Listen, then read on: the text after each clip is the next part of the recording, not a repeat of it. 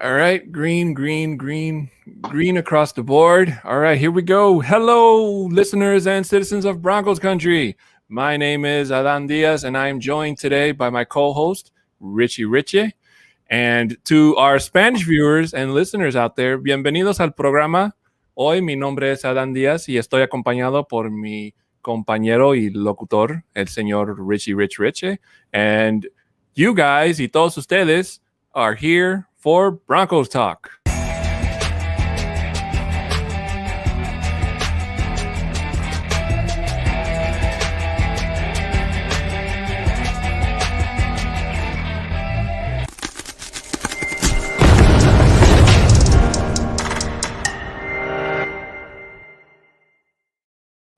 Okay, for the record, that didn't go off the way I wanted to. So if that came off a little bit screwy, I do apologize. But I've been working on that intro all day trying to mix English and Spanish.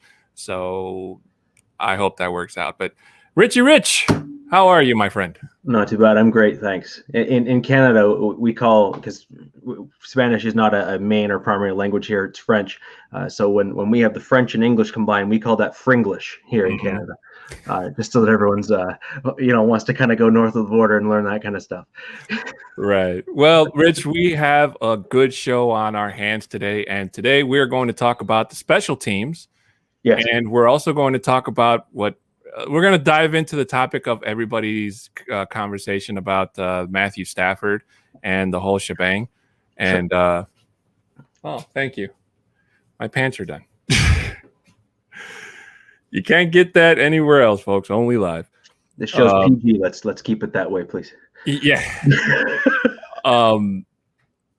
We're also going to talk about Matthew Stafford, and also we're going to take in comments from our listeners and audience and spectators. Hello, everybody. Hello, Albert, Mike, Raul, and who else is coming in?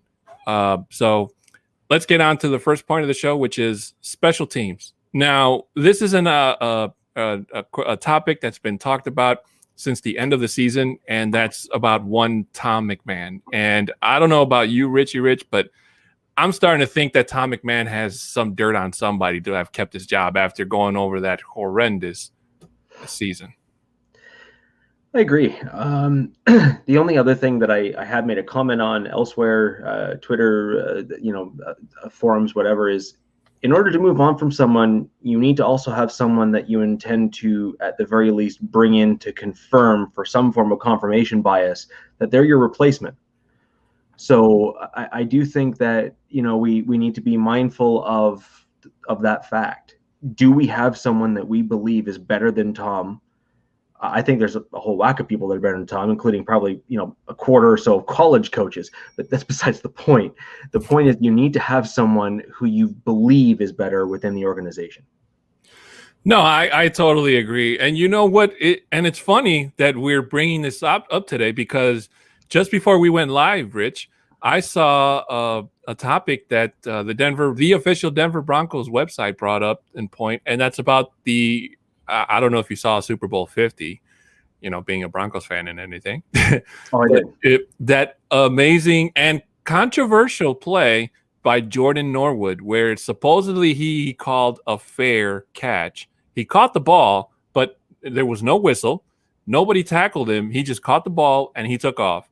And, people were speculating that Carolina was off guard, that supposedly he called a fair catch and nobody saw it. And I mean, there was so much talk, even though he technically didn't score on that play, but it put the Broncos offense in very good field position. So I don't really think of that play as a turning point for the Broncos, because it's not like Peyton Manning, don't get me wrong. I love Peyton Manning, the sheriff and everything, but he didn't go off and throw like a bomb touchdown or anything. Unfortunately, the Broncos offense couldn't, take advantage of said field position.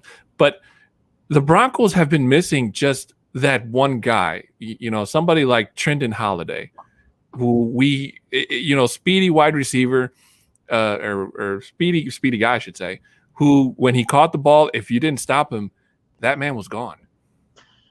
Well, Trenton Holiday also had his own challenges, if we remember. Let's be real. Every time he caught the ball, you held on to your breath for the entirety of the return, including up to and including when he hit the turf, because you were never sure if that ball was going to stay in his hands. The Norwood catch, though, from Super Bowl 50, the controversy was, did he do this or did he do this? Because if you wave up, it means one thing, and if you wave down, it means another. And right. So one of them is basically you trying to signal to your teammates, like, get out of my way, get out of my way. And then the other one is basically signaling to the other team, please don't take my head off. Is this a fair catch? And, the two are subtly different, but they are different. And so the argument was, no, he didn't call fair catch. He basically tried to wave off his teammates to tell him to get out of the way. I understand how there can be confusion there. I actually believe that some of our issues on special teams are a little bit deeper than just having a speedy wide receiver. I think Spencer is relatively quick. He's certainly not the guy that I would say, hey, let's keep him long term, and he's fantastic as a returner for us. But I think that what our special teams has really shown is, A, we need better coaching there, and B, we are really, really lacking when it comes to depth on the team in terms of real high quality players. Because that's what special teams often is. Like, you have those depth guys that you come in and you say, oh, yeah. Like, that guy has, like, let's say, for example, you have a linebacker who's on special teams that seems to just tackle and block everybody. Well, you might give him a shot, later in a game, or give him a shot if someone gets hurt, just because he's shown out for you on special teams. And if you're going to be honest, that's how the Broncos used to do things here when Pat Bowlen was around. No, I wholeheartedly agree, Rich. And unfortunately, it's basically everything starts with how the special teams coordinator runs that unit, And you got to give some credit to Deontay Spencer. He didn't have like the most fantastic season. He didn't run a bunch of returns back. He only had one on the year, if I'm not mistaken. He did have a couple of highlight plays along the year where it looked like he could have, if he had some more spacing, he could have had it, had some running room. But the point is that if Tom McMahon does get another chance at the helm, and it's starting to look that way, then I don't see this unit getting any better. I still think that this can be an Achilles heel to what George Payton, our GM, is trying to do. He's trying to build a really good football team. And obviously it's not going to all happen under one season. There's going to be a lot of coaches and players on the hot seat going into 2021. Some of them may make it to the end of the season. Some of them may not. Well, that's, still to be decided. But the fact that somebody like McMahon still has a job, somebody in that front office, whether it's Elway, Payton, or you can go as far back as Joe Ellis if you want, seems to have an idea or think that whatever McMahon is doing or has been doing for the last couple of years is working. Yeah, I look at it from a two-pronged issue. I think there's the back end of the roster, I think, is lacking some of that depth. And I honestly think that clearly our special teams coaching and or scheme is lacking. And I think that, let's put it this way, when you're missing both, you're in real trouble. And I think we're missing both. So I mean, I don't know if there's anything else you could say to that. No, and I totally agree. And I just unfortunately, special teams isn't really one of those positions where you can just go off and pick another. It's not as founded as I thought it was, like a head coach or offensive or defensive coordinator. It's kind of like from what I was told, it's more of a promotional type of thing. So if you have somebody in your organization that works underneath the special teams coordinator, then it's like, okay, well, you worked under them, you get promoted. You're now the coordinator. So I don't know if that's relatively true. I myself don't have an exact idea of how special team coordination and all that razzmatazz goes along, but something has to be done, because I personally don't think that Tom McMahon is the answer. He should have been fired the day after, if not the hour after the last Broncos game. And I don't know. It irks me as a Broncos fan to see what the Broncos do in terms of, free agent moves, in terms of drafting in the draft, later on towards the draft anyway, and what George Paton is going to try to do to help improve. Right. Raul Flores has a great question here that I wanted to get to there in the chat. Raul, thank you very much for joining, by the way. Appreciate it. Like, share, and retweet, and help we can get more people in here as well, just like you. This is the big deal. So I just want to really dig into this, because when you look at the really good teams in the league, your perennial, except for this year, playoff teams like your New England's, even your Baltimore Ravens, some of these perennial playoff, even you could go as far as saying even the New Orleans Saints, if you want to kind of go down the list there. The one thing they all have in common is they spend time on their special teams, and they ensure that their special teams are sound. And you actually flip the coin and you look at the Denver Broncos from last year, particularly the first game we played against the Kansas City Chiefs. One of the main reasons why we got so far behind in that game is just speaking to your, like, how much time should or could a special teams coach have away from the game plan? Well, I would argue that we didn't spend quite enough time on that particular game plan, because the special teams was one of the big reasons why we ended up so far behind and so much in a hole in that game. And despite that, we still held Patrick Mahomes to some of his worst stats of the year. So just imagine if we had actually spent some proper and appropriate time on our special teams play and had a more competent coach, where we could have ended up being in that game if we hadn't dug ourselves in such a deep hole. And a Bill Belichick, for example, and even obviously the Ravens head coach is a special teams coordinator originally, so he's kind of got probably a soft spot in his heart just for that as a general coaching and position group. Where would we be if we actually were better at special teams? Very well said, my friend. Very well said. So, unfortunately, this is a topic that doesn't require a lot of addressing, because it's so simple. And with a new GM underneath this team, hopefully something gets done where some type of rejuvenation comes in and, just changes the atmosphere and, puts not just the AFC West teams on notice, but the entire league. Agreed. So let's switch gears. Talking about, and I'm surprised we haven't got a question about it yet, which is the Matthew Stafford trade. So me personally, Rich, and me and you talked about this before we went live on the air. I say, good riddance in terms of no more having to worry about Matt Stafford. I don't have anything against him. I'm really happy that George Paton didn't pull the trigger when that counteroffer came from the Lions in terms of what they wanted. And I'm really glad that Paton did not bite.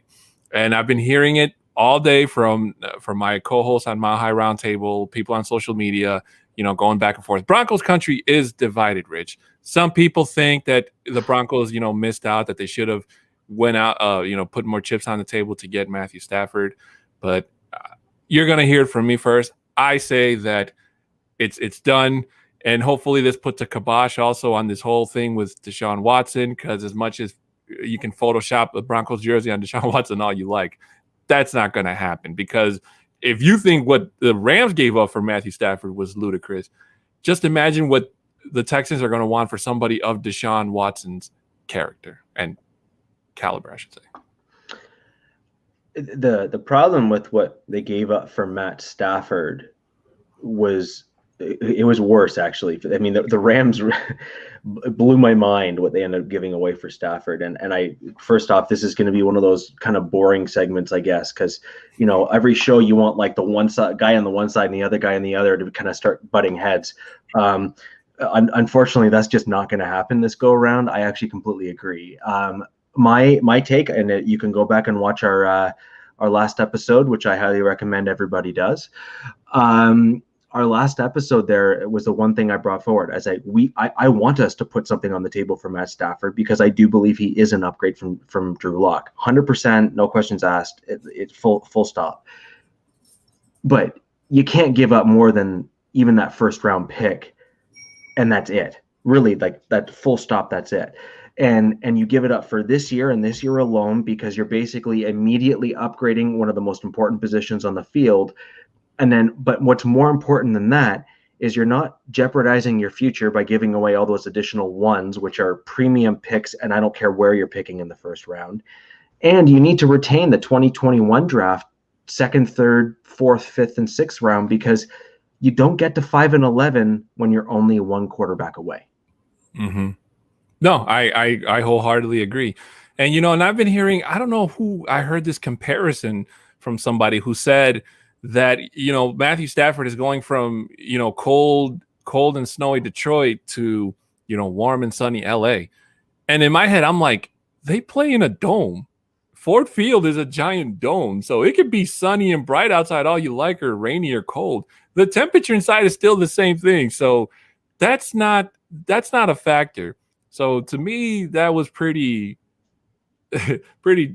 dumb comparison. But I think that for the Rams gave up, if I'm not mistaken, I think it was between for the next 5 to 6 years of their first round draft picks for Jalen Ramsey, for now Matthew Stafford, and I forget who else, but maybe it's just those two guys. But for the next 5 or 6 years, the LA Rams will not be picking in the first round unless they can do something in terms of trading back up there. So feel free to correct me if I'm wrong, but that's just how I perceived it. And to me, that's, I like to gamble sometimes, Rich. I like to do scratch offs and, play the lotto when it inflates up to 800-900 million. But for me to put all my chips in like that and say Super Bowl or bust, that is probably one of the biggest gambles I've seen so far. One of the greatest takes I saw in this, and it was not a take, it was more just a straight comment. If you want to be honest, it's a fact. Aaron Donald doesn't exist in the third, fourth, and fifth round. Okay, like the Rams didn't get Aaron Donald in the later rounds of the draft. They got him in the first round of the draft. Mm-hmm. And if I'm correct, I think it's something like 6 or 7 years in a row now they're not going to have a first round pick in the NFL draft. Yep. Because they gave away the first round pick for Jalen Ramsey. They gave her a first round pick for another player that is escaping my mind. And then even before that, like they gave away 2 firsts in order, I think, to move up to get Goff in that draft where they got him from. And then the next draft that they ended up with a first round pick in, they drafted Aaron Donald. Sorry. Aaron Donald, yeah. Aaron Donald. And then I don't think they've had a first round pick since. Like I just don't get it. And to me, I think that puts them in a very dangerous position. One which I was very concerned with George Paton history, particularly what the Vikings have done in terms of their cap piece, is if you give away all those first round draft picks and you need to rebuild yourself with talent, the only option that you then have to really get that premium level kind of talent is to then go pay free agents. So then you end up in this like almost cycle where if you want to continue to be competitive, you almost need to almost overpay to then get that talent into your team. And then you end up getting cash strapped through the cap. So you're really shooting yourself in your foot, in my opinion, by continuously giving up these first round picks and not treating them with the value that they deserve. That's correct. All right, let's get to some comments here, Rich. Albert Knoppers, welcome. Thanks for watching the show, my friend. He says, we can win and get to the play. That must be Canadian. Playoffs. Playoffs with Block. Yeah. Albert, I just want to say thank you very much. You've been in the stream, pretty much since the beginning of the show. And so I really appreciate you showing up, and thank you very much. And I think it's possible, to your comment, I think it's absolutely possible. If we are going to try and get to the playoffs with Locke, and you're going to hear some of this as our show progresses and stuff, I have a starkly different opinion of our team's offensive line than most people. In my opinion, I think our team's offensive line needs to be dramatically improved. And I'll get into that in our later shows in terms of why I think that way. And I'll start pointing out a few things as to why I have that opinion. And I welcome anyone who wishes to disagree with me. Vic, welcome. Thanks for joining the show, my friend. He says, was also pushing for Stafford, but not for that much. We definitely dodged a bullet there. Raul Flores adds, lots of backup QBs turn into good coaches. I don't think we need a 3 or 4th quarterback. Bring someone that will help our young quarterback development and be good if his number is called.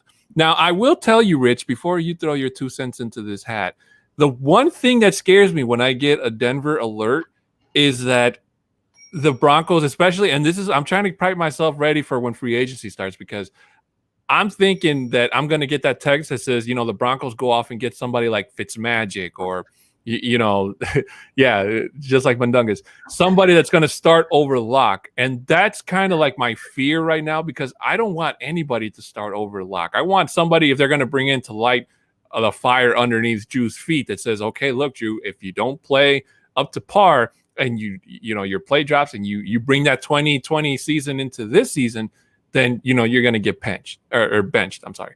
So, because if you bring a starter over and they start over Drew Lock, then that's basically, not only does that make me sad, but you're basically kind of taking your stock out of Drew Lock and saying, hey, look, it could be some basic answer, and then that the whoever comes in, they play great, and then they forget about Drew Lock.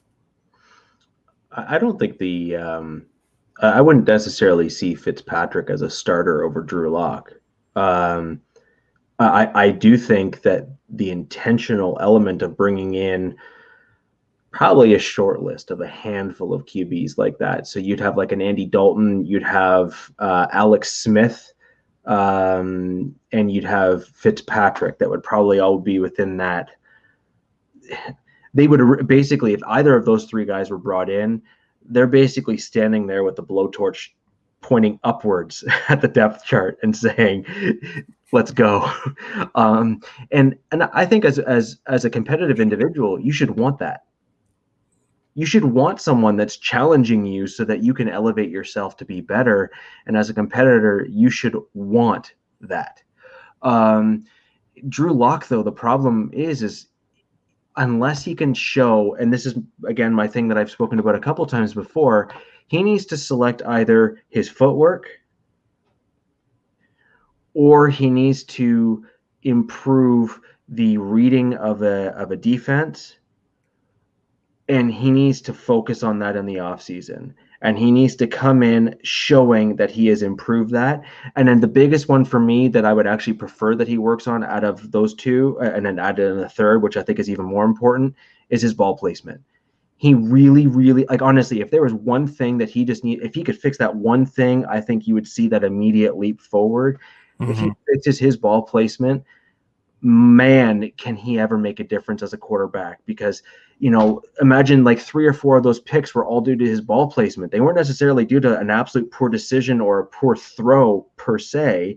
It was a matter of he threw it 4 feet to the left rather than 3 feet to the right, and it would have made all the difference in the world. I wholeheartedly agree with you, Richie. I really do. Mahai Roundtable Podcast, thank you very much for coming on and watching the show. They say, everyone keeps saying that the trade for Stafford was stupid because they gave up their first rounders and won't have first rounders for the next few years. Didn't the Patriots trade out of the first round like 5 years in a row and still make it to the playoffs and or the Super Bowl? Does a first round pick really make or break you if you already have a playoff caliber team? You want me to go with that first, or you want to go? Go ahead. I need to collect my thoughts. Okay. 2 things, and then it's all over to you. 1, the Patriots had their franchise quarterback in Tom Brady, so they did not need to focus on obtaining that top caliber, absolute mission critical position on the team. And 2, the New England Patriots draft for a system. They do not draft for a specific player. And that is that's a huge deal. Like just, for everyone listening, and that literally makes all the difference in the world. So because the Patriots are trying to draft for a fit rather than a skill set of I want a fast guy or I want a slow guy, they're saying, I need someone who can tackle and do this and do this. They draft for that player. You don't need to find all those guys in the first round, and that is why they were always able to make it to the playoffs every year, in large part, to be quite honest, because they had number 12, as much as that pains me to say aloud and recorded. Well, I'm afraid I'm going to have to agree with you, Rich. And that's actually one of the points that I was going to make. And our minds were thinking on the same wavelength. So, having a guy like Tom Brady on your team is really something. And that speaks a lot, because I'm pretty sure there's going to be somebody that's going to say, well, what happened to Tom Brady last year? And that's a very good question. Tom Brady is Tom Brady, but if you don't give him the weapons to be Tom Brady, even with his success that he's had over the last 20 years, there's only so much you can do. And the fact that Tom Brady got the Patriots to the wild card at least was saying a lot for what he did for that organization in his last game as a Patriot. Seeing what he's brought to Tampa Bay had weapons. Jameis Winston could be at the Super Bowl right now if Tom Brady had not chosen to go play for Tampa. We could be saying that. And I know that's skeptish because, Brady and Jameis Winston, two different caliber quarterbacks. I get that. But they were both using the exact same weapons. The only difference is that Tom Brady is more refined, and his mind is a lot sharper than Jameis Winston's. That's without being said. But it's half coaching and half on the player. And if Tom Brady goes out, and we'll get to the Super Bowl predictions at the end of this episode, but let me just quickly say, if Tom Brady goes out there and wins on Sunday and knocks the defending champion Kansas City Chiefs, that he'll accomplish a feat that will probably take years to ever be brought, to not only to be challenged, but to be broken.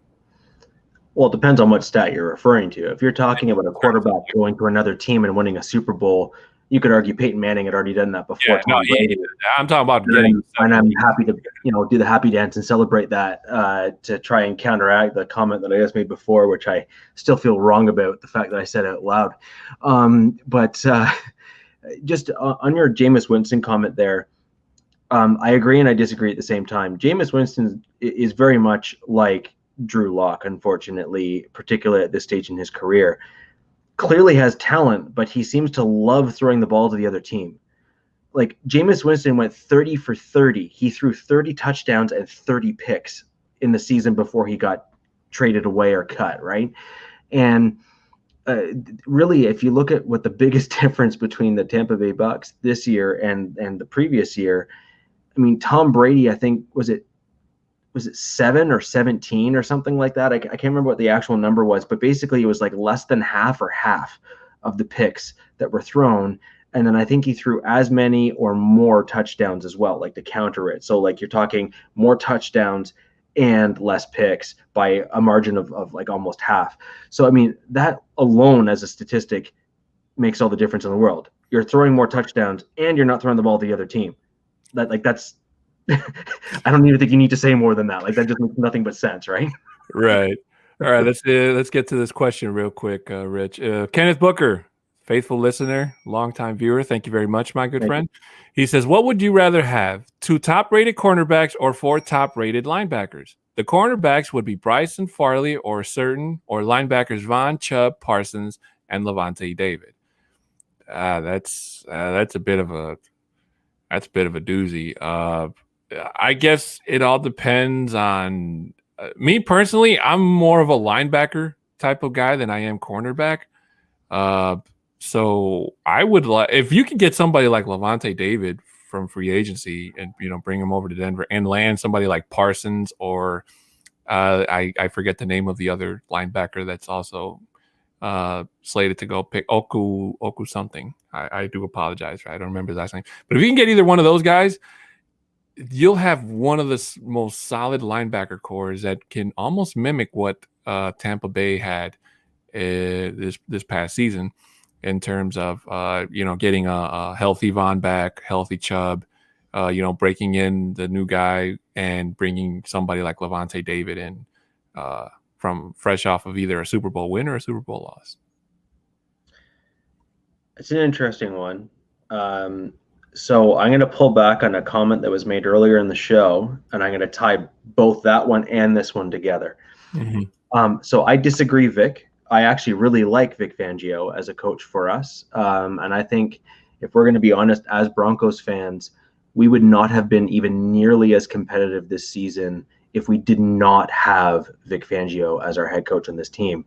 If you look at the IR list that we had on this team, 6, that's 6, of our DBs were on our IR, and 2 of them were our week 1 starters.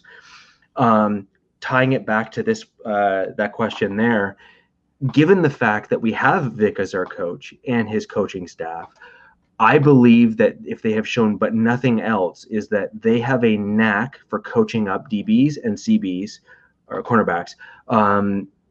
And I feel confident and comfortable in their ability to do so. So given the fact that we're looking at what we have in our division, what we probably have to go against other teams, we need to get that middle of the field addressed. So I would absolutely go for the linebackers because they have been missing on our team since Super Bowl 50, which is, you brought up earlier in the show, Adon. I mean, gone are the days where you ended up with the Trevathan in the middle of our linebacking core. And honestly, you just kind of look back at that and say, oh, wouldn't it be nice? Raul Flores with a question, and I do agree, Rich, that would be nice. He says, is there a chance the Broncos trade up or down on the draft if they decide to go with Drew to fix the O-line, going down to work with defense, or first pick specific with cornerback?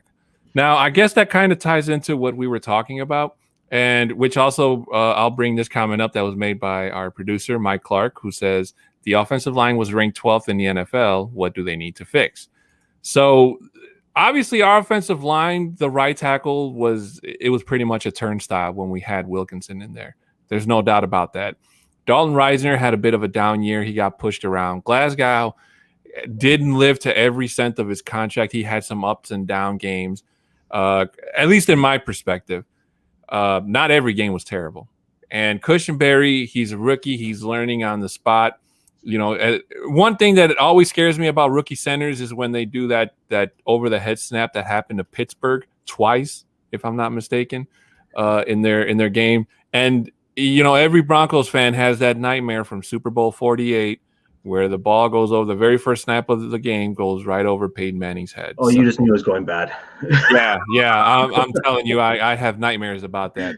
So obviously fixing our O-line is a priority, but it's not like an aching headache priority, So I mean, like, going first draft pick headache, like at least in because you don't want to believe it, but we have to see what there is left of Jawan James. The Broncos are paying Jawan James way too much money for him to just coast back in next season and say, hey guys, how's it going? And act like nothing happened. I do respect his decision for him to have opted out because of COVID reasons. That's totally understandable. I'm not dogging on him for that. But the fact that he can come back in and act all leisurely like nothing happened, like he didn't just miss an entire year of football. And he needs to come back and he needs to earn that contract. He needs to be hungry. He needs to come in with some motivation. And more than anything, he needs to learn to gel with that offensive line and, become formidable again. A lot to unpack here. I'm going to apologize in advance. I have been very forthcoming with 6 Foot here and other people here at Mile High Roundtable. I am perhaps a lone wolf, if you will, in terms of my opinion on the Broncos offensive line. Actually, it's really funny because just before the show, I literally brought it up with you that, where I kind of generally stood on it. Just to directly answer that question, yeah, sure, we showed up as ranking 12th. Great. My other point that I made before the show is my test of an offensive line isn't what you do between the 20s, which is where the majority of your plays are made. My test of an offensive line is once you get from the 10 and once you get at the 10 and need to score, and more importantly, need to run the ball to try and balance that red zone attack. Can you do it?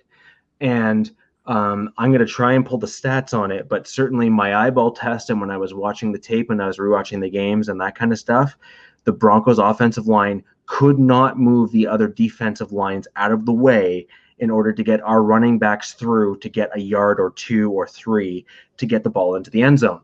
And then that was also why a lot of our red zone stuff, we got stuffed and ended up having to kick field goals rather than getting those touchdowns that, frankly, if we had gotten a bunch of them, would have made all the difference in the game. Getting to the actual players themselves, you cannot start an offensive rookie center if they are not a straight up stud.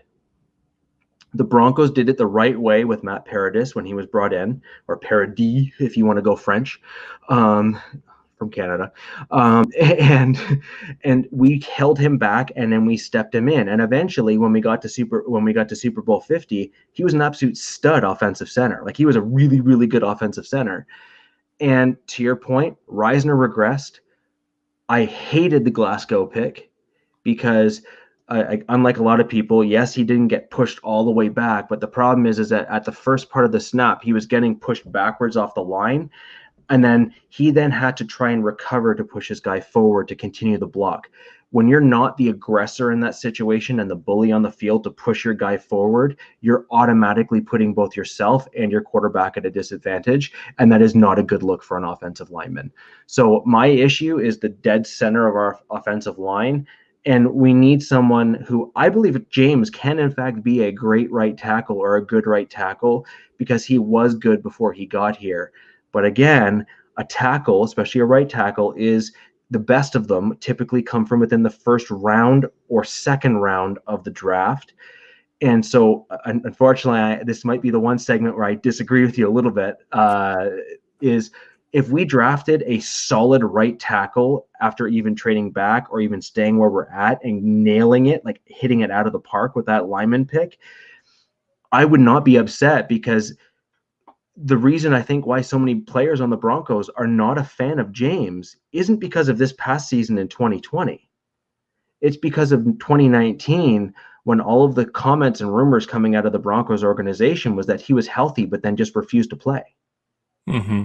And I think that's what the real issue is. I don't think it's the 2020 season. I think most people can say, "Hey, look, I get it, man. No one knew what was happening with the virus," and I think that they're looking back at 2019 and saying, you clearly showed us the last time where you were actually capable, healthy, and able that you didn't want to, see ya.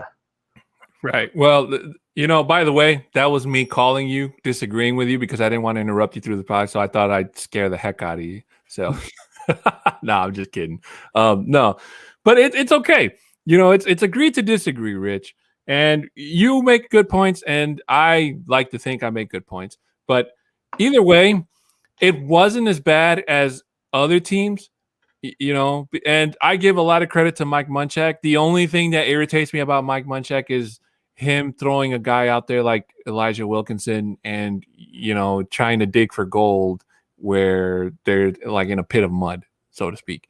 So that's a hit and miss. But the work he did with Garrett Bowles, who I forgot to mention during my little rant or whatever, is just beyond amazing. And the fact that he got snubbed from the Pro Bowl sucks. I know a lot of Broncos fans were pissed off, and I'm with them on that part.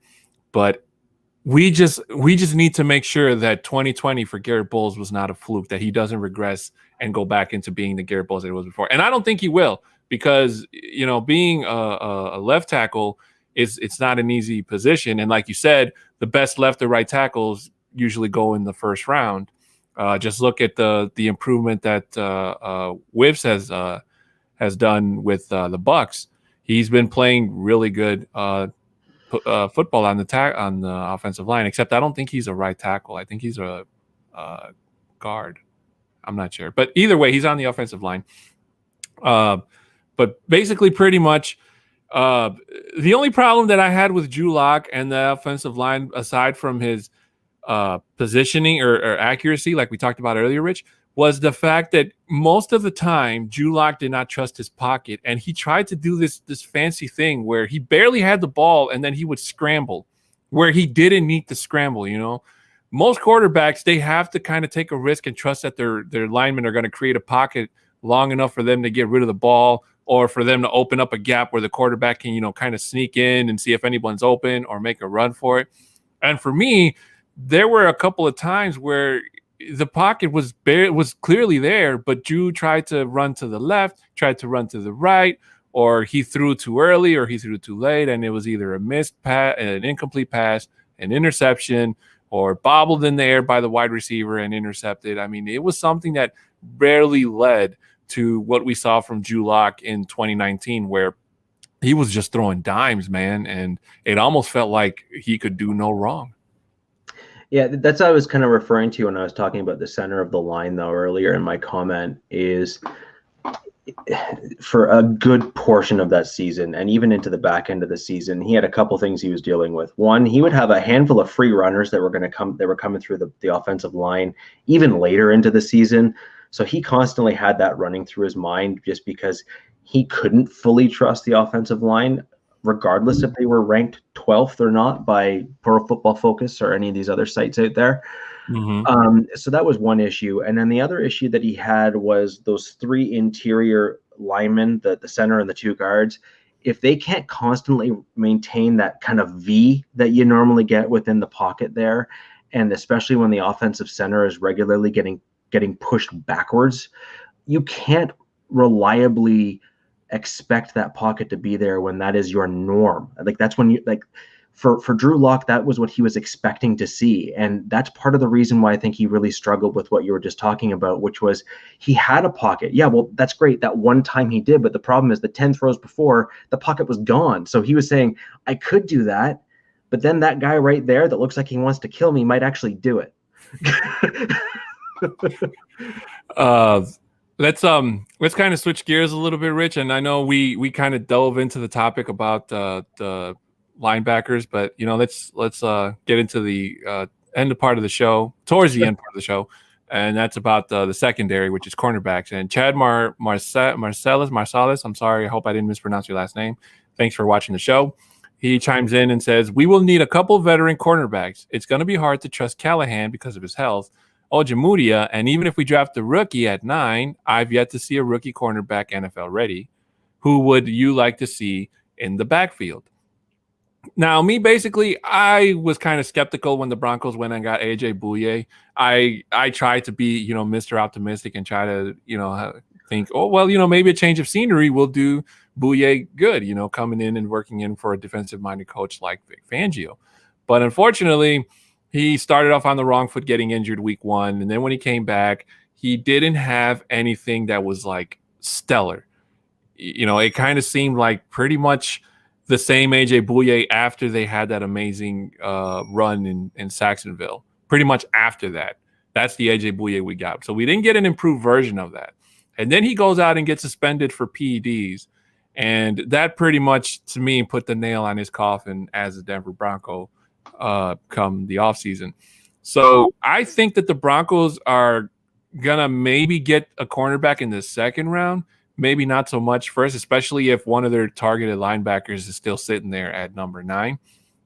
But I don't think that the cornerback issue is as grave as it was when we ended the season. The reason it was grave towards the end of the season was because the injury bug was it was biting everybody. It was worse than COVID, to be honest with you, because it just went. I have never, as long as I've been a Broncos fan, I have never seen the injury bug strike down one section of a team so bad, where it was just like it almost got to a point where they were almost had to use wide receivers as backup cornerbacks. It felt like it was going to get that bad. So I trust Vic Fangio. What he did with Ojemudia was really well, because a lot of people were kind of skeptic into when they even drafted him. At least people who don't watch college football like myself. But I will admit, I ate crow because I think he had a pretty good season. It wasn't like fantastic, great, stellar or anything, but it was a lot better than I expected. Ojemudia played better than Bouye. Yeah, definitely. I mean, let call a duck a duck. And that's kind of what I was referring to when I was talking about the other players in the drafts and the other teams, like, the New England comment right earlier in the show. When you know your system and you have a system like Vic Fangio does, you can draft guys for your system, right? And that's part of the reason why you saw Bassie, an undrafted free agent. Clearly he was a target, because I have never seen a coach go down to the bottom depths of the rungs of your roster and elevate a guy just because he's a guy. And let's be honest, especially near the back end of the season, just before he got hurt, he was really good. Like, he was really starting to elevate his game up. So when it comes to cornerbacks, I tend to agree 100% with you there. 6 foot. It's really, I mean, cornerback. The only reason why I would tend to agree where we might need to maybe look at like drafting a guy or bringing a guy in is because I'm just trying to get the math right here. I think 3 or 4 of the 6 tore their ACLs. Mm-hmm. Or tore their MCL or ACL. Either way, you're talking a soft tissue tear. And a lot of the times with injuries like that, especially when you're dealing with a quick twitch, which is like what you need from your cornerbacks and stuff like that is for coverage and things, is that can sometimes take a full year after the injury has occurred for them to fully recover from it. So my only reservation and my only, I don't think we really need it, but at the same time, I think we might need it, is you had so many injuries that were all soft tissue related with regards to the MCLs and ACLs that you may just need to go out and target someone just because for the same reason that we had at the back end of last year, which is you got so many guys hurt that they might not come back 100%. Mm-hmm. And that's really the only thing. That's really my big point. My big concern is, maybe we go and get a mid-round guy that fits a Fangio system. Maybe we get a mid-round guy that fits a Fangio system and have him work in and maybe he becomes another Bassi, right? Like, I mean, wouldn't that be awesome? Yeah. But I think Motley might be brought back because he was a UDFA guy that really fits kind of a Fangio mold. Bassi is clearly a guy who fits a Fangio mold. And I completely agree. I mean, the real problem with Callahan is for the majority of his career, he has really struggled with injuries. That being said, though, when he's healthy, he's darn near top 10, maybe even top 5.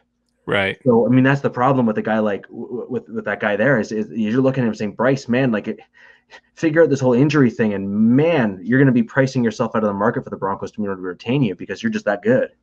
Right. I wholeheartedly agree.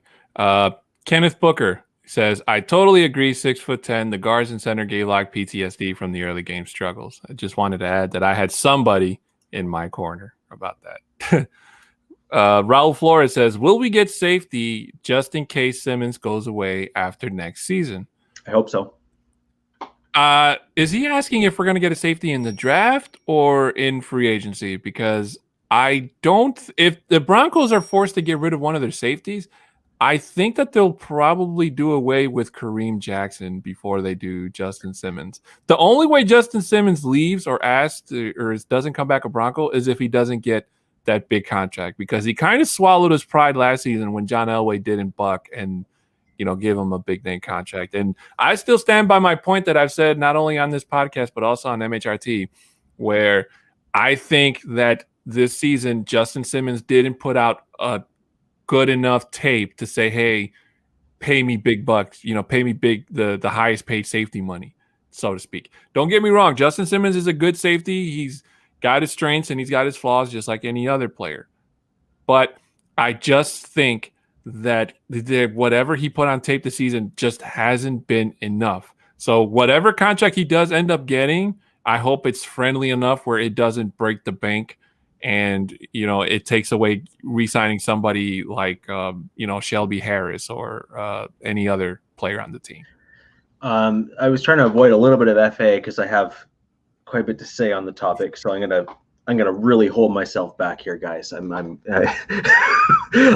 doing my best. I agree. If the Broncos are going to sign Simmons, I don't think they're going to be able to keep Kareem because they're going to have. I'm going to try and hold myself and just leave it there.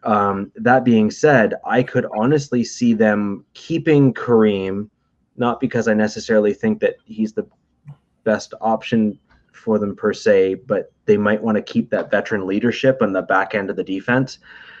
If Justin Simmons is asking for the kind of money that I'm hearing he's asking for, and that might be a real problem for the Broncos.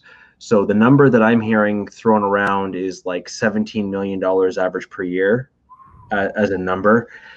And again, for those that saw my original guest appearance on Mile High Roundtable and subsequent kind of permanent host here on Broncos Talk, I'm a firm no on that particular number for Justin Simmons. I actually think that he regressed this particular season, even though some of his numbers and stats actually showed some growth in certain areas. I actually think that he, as a player, regressed in part because, again, 6'10", you and I kind of mentioned this, and you kind of agree with me in the last segment. Fangio has a system, just like New England has a system, just like some of these other great teams have a system, and they work well. Fangio needs his back end of his defense to be physical tacklers. And we have seen time and time again Justin Simmons fail or really whiff on tackles. We brought up multiple times on the show the Sam Darnold whiff tackle. If you follow me on Twitter and all, I have posted several postings on some of Justin Simmons' whiffed tackles on running backs that are running through the middle part of the field. That all needs to be corrected, and Fangio, that drives Fangio nuts.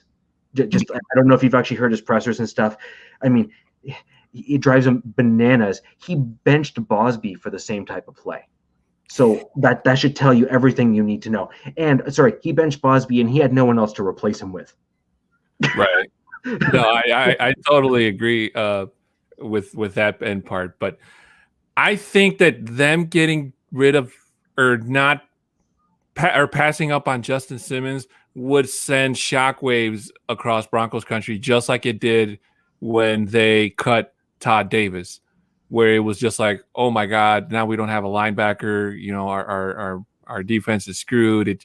It just, like, anytime something big like that happens, Rich, like, the bad thoughts always seem to come out first. It's never like, okay, well, you know, we're going to be better now, next man up. It's usually somebody like myself or somebody else that kind of has to, you know, kind of corral everybody and say, hey, relax. It's going to be fine. You know, trust the coaching, trust the management. They got to know what they're doing. Something's up. And lucky to say, we kind of got lucky on that whole thing because Todd Davis went to Minnesota, where ironically, where George Payton was at the time.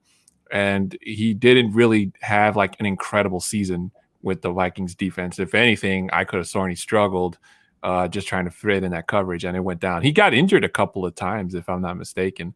So obviously the Broncos linebacker stepped up in terms of, you know, not losing that type of, I don't know if you want to say leadership, but the caliber that Todd Davis had brought up while he was a Bronco with Alexander Johnson and Honey Bear.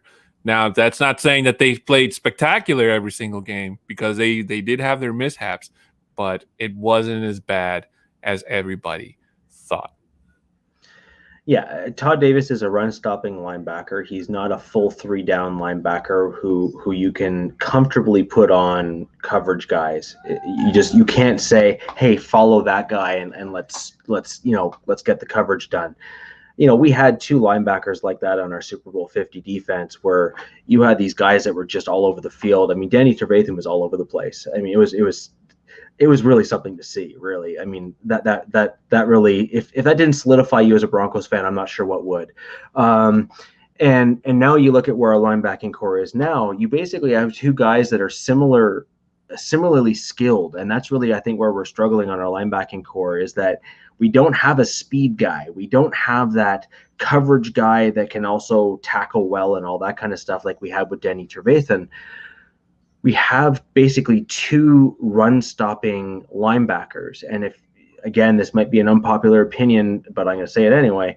I have to redeem myself somehow from my Tom Brady comment earlier, is if you're going to look at the two linebackers, the more versatile of the two is, in fact, Alexander Johnson, rather. Honey Bear, as much as it seems to be like an absolute, you know, good guy and a great person and has all the heart in the world, if you're looking at actual skill sets and what they can do on the field, Alexander Johnson, between the two of them, is the better of the two. But at the same time, neither of the two are, you know, blow you away, you know, wow. Raul Flores asked, so now that the Broncos did have people on the stands, how will this affect getting players?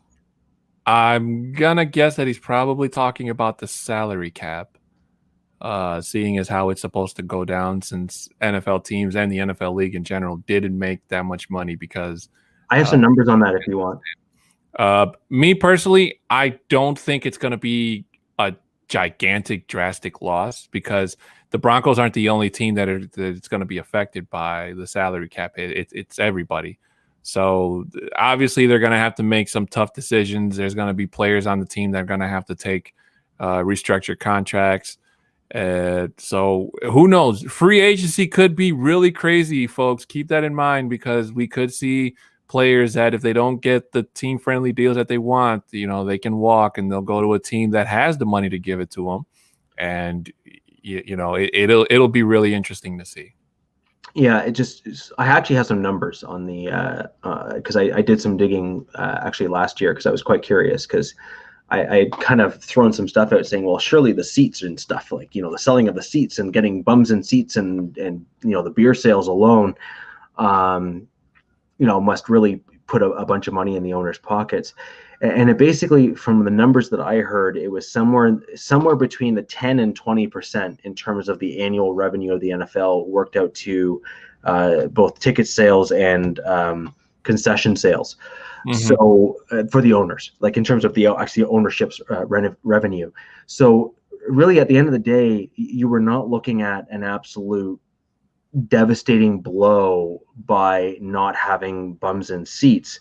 Now, that's still 10 to 20%, right? So I mean, like, we don't want to just belittle it completely.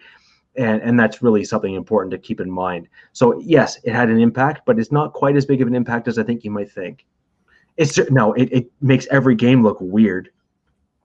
Right. Like there's no like particular home field advantage, right? Right.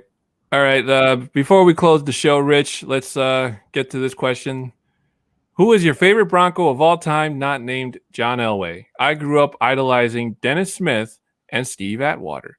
Now, I've been thinking about this question for a little bit since our good friend Kenneth Booker put it out there. And, normally when I get that question about who's my favorite Bronco, the first thing that comes up to me in my mind is number 7. But since he asked, not named John Elway, I had to really think. And the only other thing that I can think of is I'm a really big fan of Karl Mecklenburg. I mean, the way that man used to get to people and just hit them, just amazing. And it was old school football. You didn't have to worry about getting flags and whatever. He had one job, go get the guy with the ball. Yeah, I like Mecklenburg. I'm going to go a little bit more recent. I'm as a rugby player and kind of playing that kind of rough and tumble style football. I always like the real physical people on the field. So I like the early days when we had TJ Ward where he was hitting people pretty hard. I like those types of players. I liked some of the Atwater hits and stuff like that where you saw like those real punishing hits over the center. But I'm going to go kind of back to the other side of the ball on the offensive side. I was always a huge fan of CJ Anderson when we had him on the team. I always felt that he was underappreciated. I always felt that John Fox made huge mistakes with not playing him more earlier in his career. And I really appreciated what he brought to the team, particularly in that running game, because he was a guy that was extremely hard to bring down. And he was really, if you're looking at it, responsible for a good number of those breakout plays that helped us get to those next levels in the playoffs. Mm-hmm. And I mean, let's be real. He had one of those like awe-inspiring runs against the Raiders, if we all remember that game, where he like ran through the whole team. Not so different from what Beast Mode did in terms of pushing people out of the way, but he just meandered through an entire team and made it right back. So I really like CJ Anderson personally. I'll pick him. Yeah, let me just say as an honorable mention, Elvis Dumervil, who has probably my most favorite sack on Tom Brady that's not named Von Miller. I mean, that sack, he lifted Brady off of the ground, and it's of anything short of a miracle that Brady did not fumble the ball because he did not see him coming. He got hit. He went down. Just great all the way around. So unfortunately, folks, that's going to do it for our show today. Thanks to everyone for coming in and joining in. I hope you guys enjoyed the content. As always, we are part of the MHRT family. So check us out down there on YouTube, MHRT Podcast, on Facebook, at us so you can keep up to date on everything that's going on, MHRT and Broncos Talk as well. Follow us on Twitter. My Twitter name is at a 6'10" Mexican, the letter A, number 6, FT10, the word Mexican altogether. Follow my co-host, Rich at RICHIRICHEH. You give him a follow, give myself a follow. You can follow us on there, ask us questions. Same thing with on MHRT Podcast. I'm going to say this in Spanish, Rich, so stay with me. Don't fall asleep. Damas y caballeros, ya llegamos al fin de nuestro programa. Gracias por sintonizar y vernos en vivo. Por mi compañero locutor, Rich, y por mí, nos pueden seguir at MHRT Podcast en Facebook, YouTube o Twitter. Si nos están viendo en vivo, pueden ver nuestros nombres al lado, donde nos pueden seguir personalmente en Twitter, donde nos pueden hacer cualquier pregunta y cosa que quieran decirnos, si les gustó el programa, si no les gustó, ideas o cosas que quieren ver para el próximo capítulo. So, por favor, den sus respuestas, déjenos saber qué es lo que quieren y yo con mucho gusto se dé el placer de responderles. Yeah. So, with that in mind, I'm Adon Diaz. This is my co-host, Richie. We'll see you guys next time. So long, Broncos country. Thank you very much.